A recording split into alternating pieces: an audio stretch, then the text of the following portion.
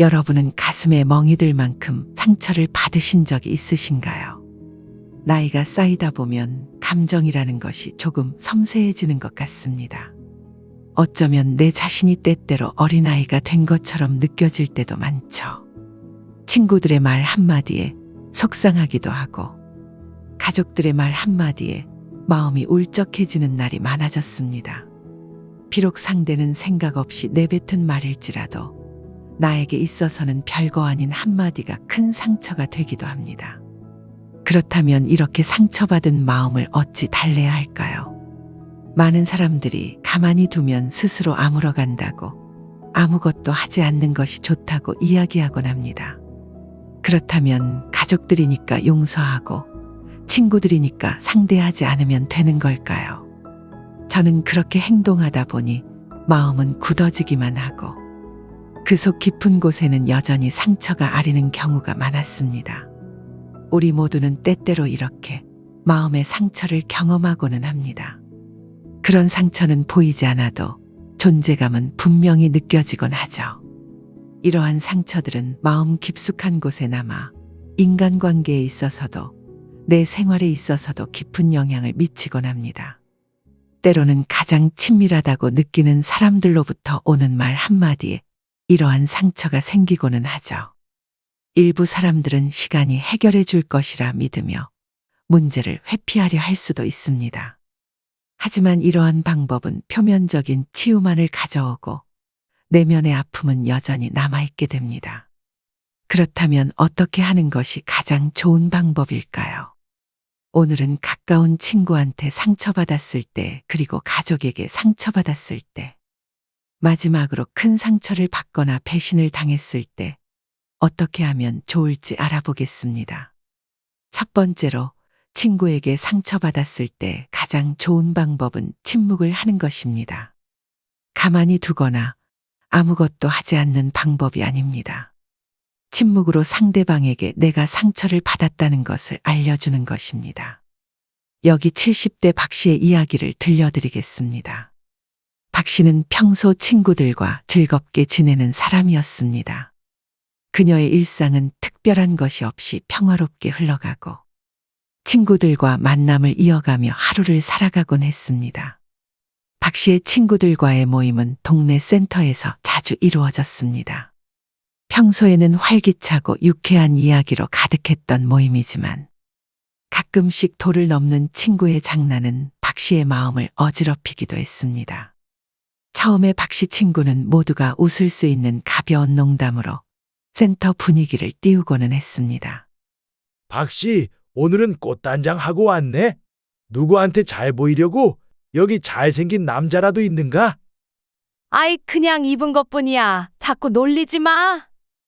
센터의 분위기는 가끔 이런 장난들로 가득했으며 박 씨도 별로 대수롭지 않게 생각하였습니다. 그러나 점점 넘길 수 있었던 장난은 점차 박 씨에게 상처를 주는 말이 되곤 했습니다. 박 씨, 오늘은 좀 씻고 왔나? 옆에 앉아있기가 겁나네. 아이, 농담이야, 농담. 우리끼리 웃자고 하는 얘기지 뭐. 이런 농담들이 처음엔 웃음으로 넘어갔을지 몰라도 반복될수록 박 씨는 자신이 무시당하고 있다는 느낌을 받게 되었습니다. 그녀는 점차 이 모임에서 자신이 웃음거리가 되고 있다는 생각이 들게 되었습니다. 박 씨는 처음에는 이런 말들을 그저 웃어넘기려 노력했습니다. 하지만 점점 상처를 주는 장난들은 박 씨의 마음에 깊은 상처가 남기도 했습니다. 박 씨의 상처는 시간이 지날수록 깊어만 갔고 결국 말이 점점 줄어들게 되었습니다. 친구의 농담에 더 이상 웃어주지 않았고 대화를 피하며 점점 더 말수가 적어졌습니다. 박 씨, 오늘도 깨끗하게 씻고 나왔나 봐. 냄새가 안 나네.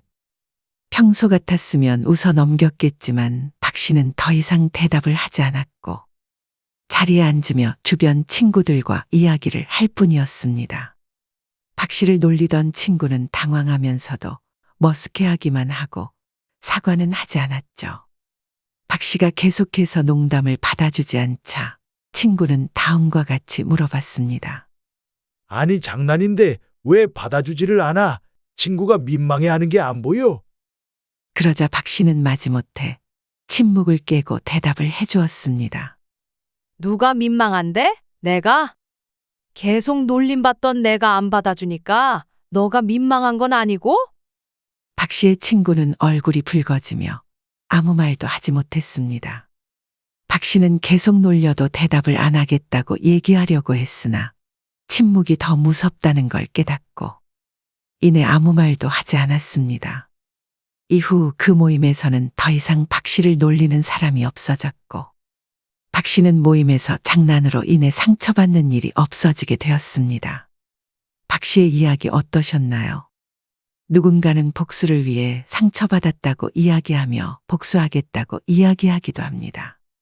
하지만 박 씨처럼 현명한 대처로 침묵을 유지하며 말을 아끼는 것은 상대방에게 최고의 복수가 되기도 합니다. 성급하게 말을 많이 하게 되면 실수도 많이 하는 법입니다. 또한 상처를 받았다고 해서 같이 똑같은 상처를 주려고 하다 보면 내 자신이 더 상처를 받는 경우가 생기는 일도 많게 되죠. 따라서 누군가에게 상처를 받았을 때는 침묵을 유지하고 말을 아끼는 것이 최고의 복수가 되기도 합니다. 그런데 나에게 상처를 주는 사람이 친구뿐일까요? 가족들도 나에게 상처를 주고는 합니다. 가족들은 별거 아닌 말 한마디에 상처를 받는다고 생각할 수 있지만 나에게는 그 한마디가 굉장히 서운하게 다가오고는 합니다. 가족들에게 상처받았을 때 그렇다면 똑같이 침묵을 하는 것이 정답일까요? 생각보다 가족들에게 상처를 받게 되면 침묵만으로 해결이 되지 않는 경우가 많습니다. 그저 지나간 일이라고 생각하고 더 이상 이야기를 꺼내지 않는 경우가 더 많습니다. 나에게는 아직 상처로 남아있는 말들이 가족들에게는 별거 아닌 일이기 때문이죠. 그렇다면 어떻게 하는 게 좋을까요? 그냥 넘기거나 나만 상처받으면 되겠지 하고 넘기는 것은 좋지 않습니다. 가장 좋은 방법은 일정 시간이 지난 후 이야기를 꺼내는 것이 좋습니다.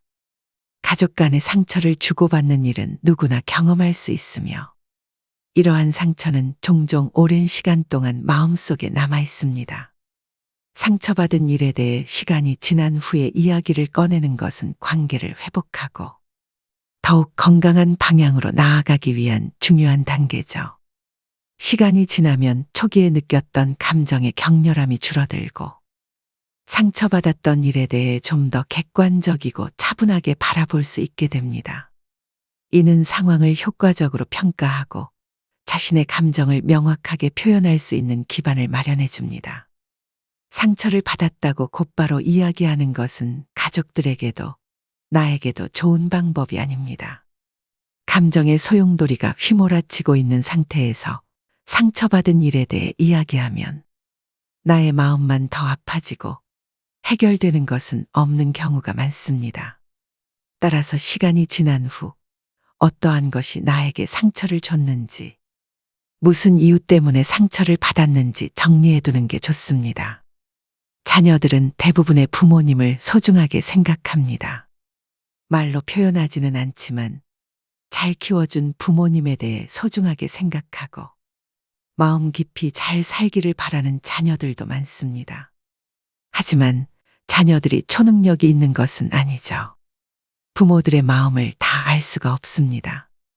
그래서 어떤 상황 때문에 상처를 받았는지, 무슨 이유 때문인지 자세히 이야기해 주는 게 좋습니다. 대화를 통해 서로의 입장을 더 잘 이해하고 각자가 어떤 감정을 느꼈는지 공유함으로써 서로에 대한 공감을 깊이 하는 것이 더 좋습니다. 이 과정에서 가족은 서로를 더 깊이 이해하게 되고 관계가 강화되기도 합니다. 또한 상처에 대해 이야기하는 것은 해당 문제를 반복하지 않기 위한 약속으로 이어질 수 있습니다. 만약 이야기하지 않는다면 언젠가 또다시 나에게 상처를 주는 말이 반복될 수 있죠. 따라서 반드시 이야기하는 것이 좋습니다. 단, 시간이 지나서 말이죠.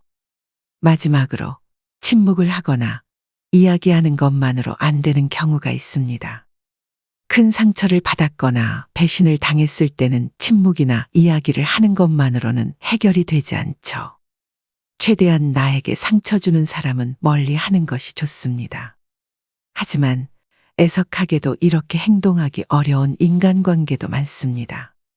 친인척 관계나 많은 인간관계가 얽혀 있어 상처를 주는 사람임에도 불구하고 끊어내지 못하는 사람도 존재하죠. 이럴 때는 나 자신이 잘 사는 것이 최고의 복수가 됩니다. 앞서 말씀드렸듯 아무것도 하지 않는 것이 아닙니다. 내 자신을 항상 소중히 하고 최선을 다해 살아가는 것이 복수가 된다는 이야기입니다. 깊은 상처나 배신 혹은 어떤 형태의 부당한 대응을 받았을 때 잘 사는 것이 최고의 복수라는 말을 항상 떠올리셨으면 좋겠습니다. 상처 준 사람에게는 성공을 통한 복수가 최고의 복수가 됩니다. 세상은 때로 우리를 시험에 들게 하고 우리의 가치를 의심하는 이들로 가득 찰 때가 있습니다. 그러나 그들의 의심 속에서도 우리는 굳건히 서서 자신의 길을 걸어갈 수 있습니다. 잘 사는 것이 최고의 복수다라는 말은 이러한 상황에서 우리가 선택할 수 있는 가장 우아하고 힘있는 대응을 가리킵니다. 상처를 준 이가 바라보는 앞에서 당신이 태양처럼 빛나는 모습을 상상해 보세요. 당신의 성공과 행복은 그들의 의심과 비웃음을 먼지처럼 털어내고 당신을 한층 더 높은 곳으로 이끌게 될 것입니다. 성공을 통한 복수는 눈에 띄지 않는 전투, 소리 없는 승리의 노래입니다. 이 승리는 자신의 가치와 능력을 세상에 증명함으로써 상처를 준 이의 마음에 작은 파문을 일으키는 것입니다. 상처를 준 이들에게 복수하는 가장 효과적인 방법은 바로 자신의 내면의 평화를 이루는 것입니다. 마음속에 평화가 자리 잡으면 외부의 시선이나 평가에 흔들리지 않게 됩니다. 꽃이 햇빛을 향해 자라듯 우리의 삶도 내면의 빛을 향해 성장합니다. 자신의 길을 걸으며 얻은 성취는 결국 당신을 더욱 단단하고 아름답게 만듭니다. 삶을 우아하게 사는 것은 예술과 같습니다. 매 순간을 소중히 여기고 각 순간에 최선을 다하는 것, 그것이 진정한 복수입니다. 잘 산다는 것은 다른 이를 괴롭히는 것이 아니라 자신의 존재를 세상에 긍정적으로 새기는 일이기도 합니다. 당신이 풍성한 삶을 살아감으로써 그것이야말로 가장 세련되고 품격 있는 복수가 됩니다. 잘 사는 것, 그것은 타인에 대한 복수를 넘어 자기 자신에 대한 궁극적인 승리입니다. 상처를 주었던 이들에게 당신의 성공과 행복이 어떤 영향을 미칠지는 중요하지 않기도 합니다. 중요한 것은 당신이 자신의 삶을 얼마나 가치 있고 의미 있게 만드는가입니다. 태양이 스스로를 밝히듯 잘 사는 삶이야말로 가장 아름다운 복수이자 진정한 자유라고 생각합니다. 오늘의 영상은 여기까지입니다. 여러분의 건강한 노후를 인생의 소리꽃에서 응원하겠습니다. 구독을 해주신다면 더 많은 좋은 메시지를 전달해 드리겠습니다.